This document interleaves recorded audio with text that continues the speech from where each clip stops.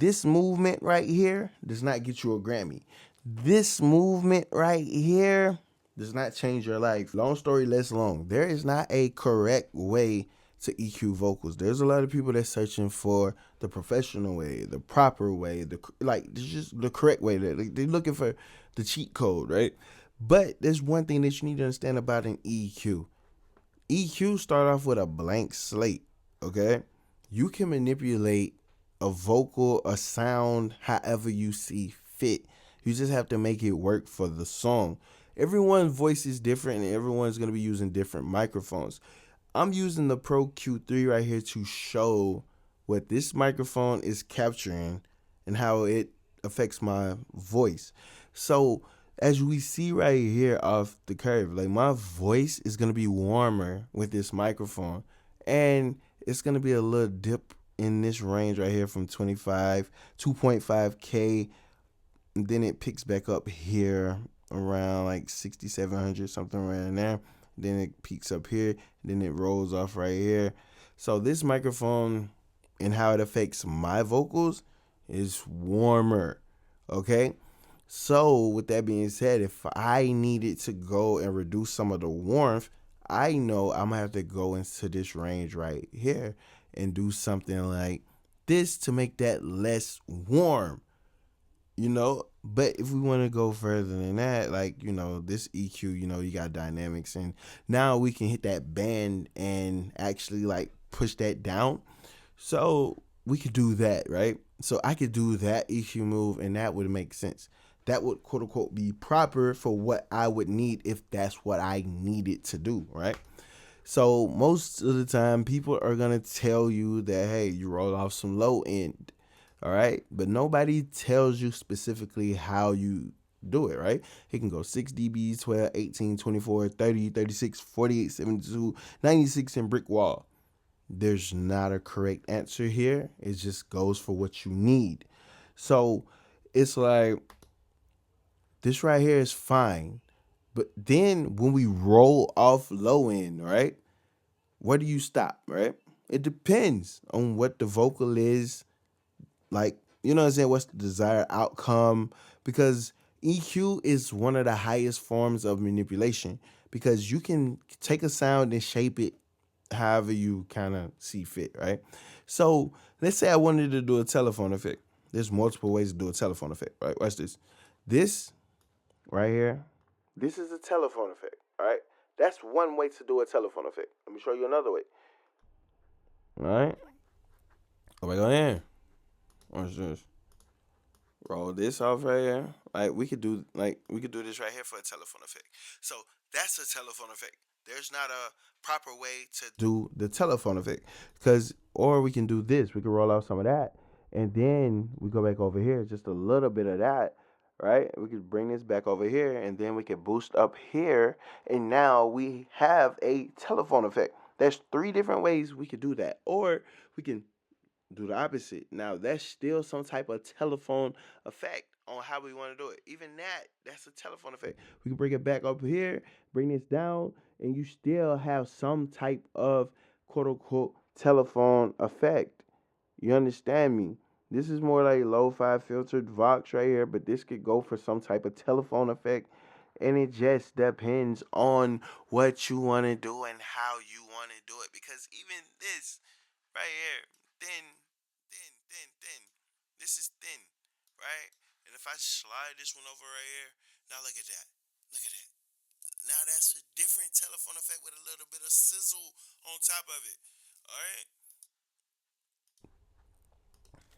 So, when it comes to using an EQ, you literally need to understand the frequency range. You need to understand the spectrum, right? You need to understand what's going on in the mids. If you need, you see how this makes the vocal sound brighter, right? A little bit more. You see what I'm saying? As I move it, you hear how my voice changes when I move these. When I move this band, you hear the differences between that, right? And people are gonna say, hey, you should never do blah blah blah blah. Bro, understand one thing. You can do whatever you want with an EQ. Like there's no correct way to EQ, and that's kind of where everyone goes wrong. Is because you're looking for a perfect way, and there's no perfect way. Because even if we went through these presets that's in here, this Don Tolliver one is from an actual Don Tolliver session that I saved. Most people wouldn't do this EQ move.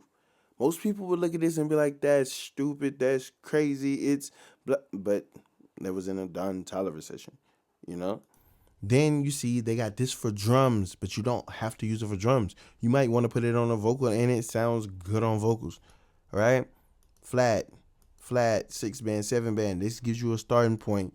Like this is from a little baby mixing session, right? Don't really look like much is going on, but you see what's going on right there, right? Then we go over again. This is from the Heat preset that's on FS Studio, right? We see clown hats down here at the bottom. Call them clown hats, party hats, whatever you want to call them, right? So you see those dips right there. Somebody might not know what this means. Somebody might not like it. Somebody might not do it, but that is a different way to EQ the vocal up on how you want to do it, bro. Turn off. All right, then you see high boost. If you just need to boost highs, you can boost highs. You don't have to make other movements. Like if you want to do low cut again, this gives me like a telephone effect here, and it's simple. This is a whole nother way to do it. Then brick wall, high shelf. See, you knocking out a lot of high end with that. You know, low boost, low cut, slow shelf. So look, even look at it right here. The telephone effect right here. They got it completely different. So that's another way to do it. Then you see the RIAA. You know what I'm saying? Then you see just different ones like vocal. Like you see the easy movements. All right. So now that you kind of see like you can use an EQ however you see fit, there's not like a correct way. I just want to let you. So look, let's just ask ChatGPT. Is there? Um,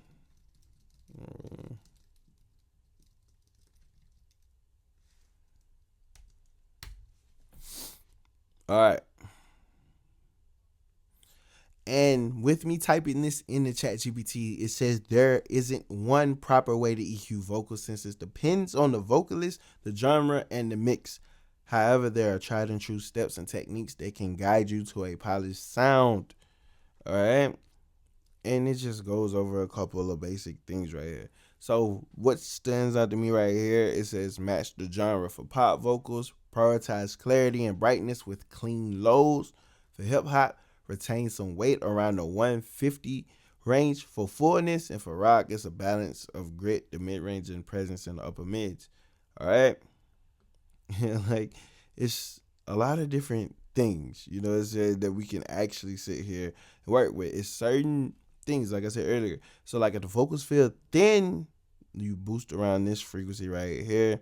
That's in the warm area. So it's like what I'm saying with my vocals, like how my vocals are, how they literally are. Like my vocals are warmer. You see what I'm saying? Like within this range, like my vocals are warmer. Like I pretty much don't have to try to make my vocals warm, and I don't have any analog gear. I like anything. Like I just literally have the Latin Audio Atlantis 287 ran right into my Apollo Twin. No funny business going on. See, like people want to be like, oh, bro, I gotta cut this right here, or they be like, I gotta boost like this right here, or I gotta do this. It's like, bro, you don't really have to do any of this. It's like, what does your vocal need, right? Like, what are we doing? Like, what does the vocal need? Because me, when I go into like figuring out like what I need to do, let's say I want to roll off low end. What I like to do, I'll put it on 30, right? And then I'll go all the way over, right? So I'll over exaggerate the effect and then work the effect back, right? Work it back, work it back, work it back until it sounds natural because I don't want it to be unnatural. You know what I'm saying? So it's like you see, like even if we looking at it, like because we're not really supposed to be mixing with our eyes here, but as you see, like that's making my vocal sound a little thinner, and it's not really what I need it to be. So if I change the band, it's still gonna be a little like, you know what I'm saying, I can roll that back just a little bit, and that's just gonna sound good enough for what I want. Okay. Then let's say I wanted to bring up these mids right here or whatever, right? Whatever, right? So I can boost. I can boost. Because like people say you cut narrow, you boost wide. But it depends, right? So like I could boost, I could do this, right? But it's not gonna be like on some shit where it's like it's just some out of the box grandiose movement, but it's like, yo, I needed it to sound a little bit brighter here in this range, so let me just boost it. And I can do that, right? And there's probably gonna be somebody in the comment section saying, you should never do blah blah blah blah blah.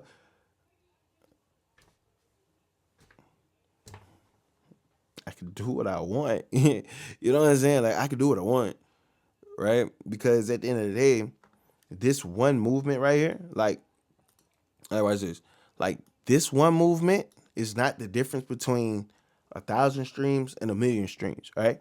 This movement right here is not the difference between a world tour and a 5 city club tour, right? This movement right here would not have helped any rapper in a rap beef, all right? This movement right here does not get you a Grammy. This movement right here does not change your life, all right? Like this is where we at with it. You know what I'm saying? It's like I think people want to focus way too much on the technical things, right? Without understanding that all the technical things are giving you a foundation, because you have to have a understanding, like a basic understanding of each one of these ranges, each one of these movements, each one of these bands and stuff, right? So you can understand like what happens when you do X, Y, and Z, right?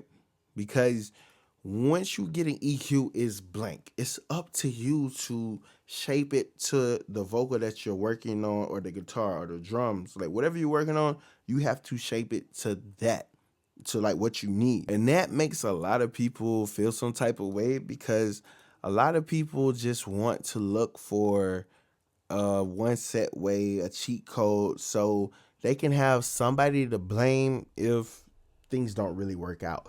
So yeah, like it's just certain things. It's like I would rather show you how to use the tools, right? I can show you how to use the tools, but it's up to you to use the tools the way that you need to use the tools, you know? Because a lot of people don't like they can't stand on their creative decisions. And that's one of the biggest things when it comes to artists that's recording themselves, that's mixing their own music, that mastering their own music. You have to be willing to stand on your creative decisions, on your sound. But like, there's a lot of different things that can help you, because you can ask ChatGPT, you can go on Google, you can YouTube, and you can find all these EQ videos. There's people like, this is the last EQ video you'll ever need. This is the only EQ video you'll ever need. But then you look at their channel, they have like 20, this is the only EQ videos you'll ever need. But it's like, I get it. It's marketing. You got to do certain things like that. It's part of the YouTube game that, you know, certain titles got to be a certain way.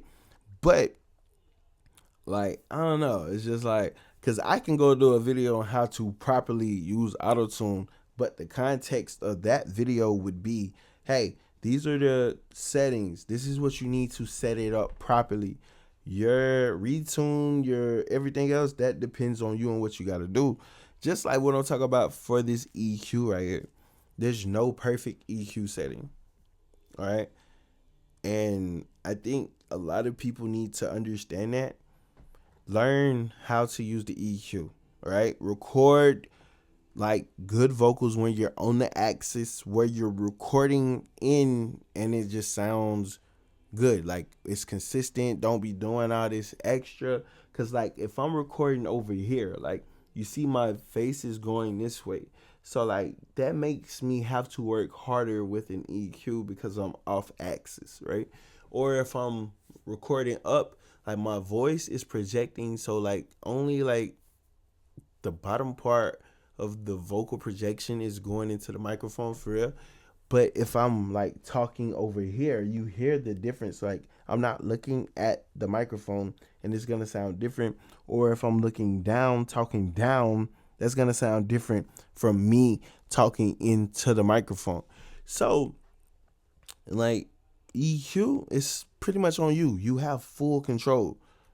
Like I'm trying to get you to understand like what happens. So like like, and I went through default presets in here, so it's like there's a lot of different ways on how you can approach it, right? Like you see this weird thing that's like a hi hat, kick, kick. You see how weird this looks, and you hear how weird this sounds on vocals. Like you wouldn't want your vocals to sound like this, right? But moving forward, I just need people to understand it's like the only way, the professional way. Those things don't really exist like you want them to. And trust me, like if there was a proper way on how to EQ vocals every single time, you know what I'm saying? Nobody would ever know because they wouldn't tell you, you know what I'm saying? But there's not one way. Like everyone has their own taste, their own preferences.